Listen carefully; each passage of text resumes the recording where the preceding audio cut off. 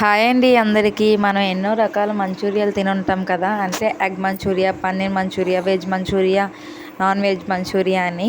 ఇలా ఎప్పుడైనా మిగిలిపోయిన అన్నంతో మీరు మంచూరియా ఎప్పుడైనా చేసుకున్నారా? అసలు విన్నారా లేదనేది అయితే కామెంట్ చేయండి. నేనైతే ఫస్ట్ టైం వింటున్నాను, చూస్తున్నాను. అంటే నేను రీల్స్ చూస్తూ ఉంటే ఒకరు యూట్యూబ్లో అయితే చేశారు. బాగుంది కదా అని చెప్పేసి నేను అయితే ట్రై చేస్తున్నాను. వస్తుందా లేదనేది అయితే లాస్ట్ వరకు చూడండి.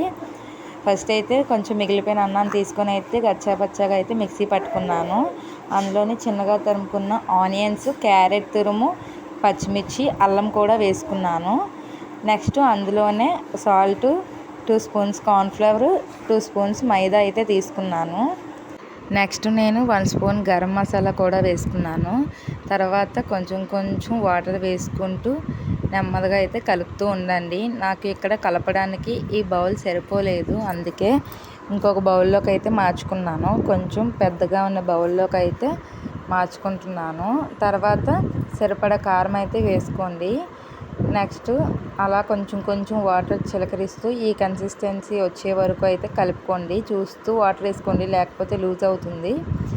మనకి రౌండ్స్ బాల్స్లా వచ్చే వరకు అయితే కలుపుకుంటే సరిపోతుంది. చిన్న చిన్న బౌల్స్ చేసుకొని డీప్ ఫ్రై అయితే చేసుకోవడమే. నేను ఆయిల్ వేసుకోగానే స్ప్రెడ్ అయిపోతుందేమో అని భయపడ్డాను, కానీ చాలా బాగా వచ్చాయి.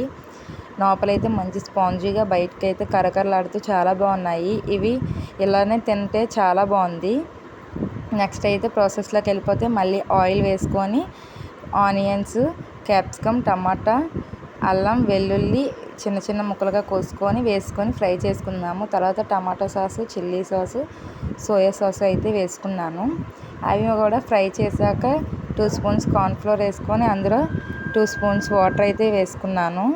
అవి కూడా ప్యాన్లో వేసేసి మంచిగా కలుపుకున్నాక మనం తయారు చేసుకున్న ఈ బాల్స్ని వేసి 2 మినిట్స్ అయితే కలుపుతూ ఉండండి.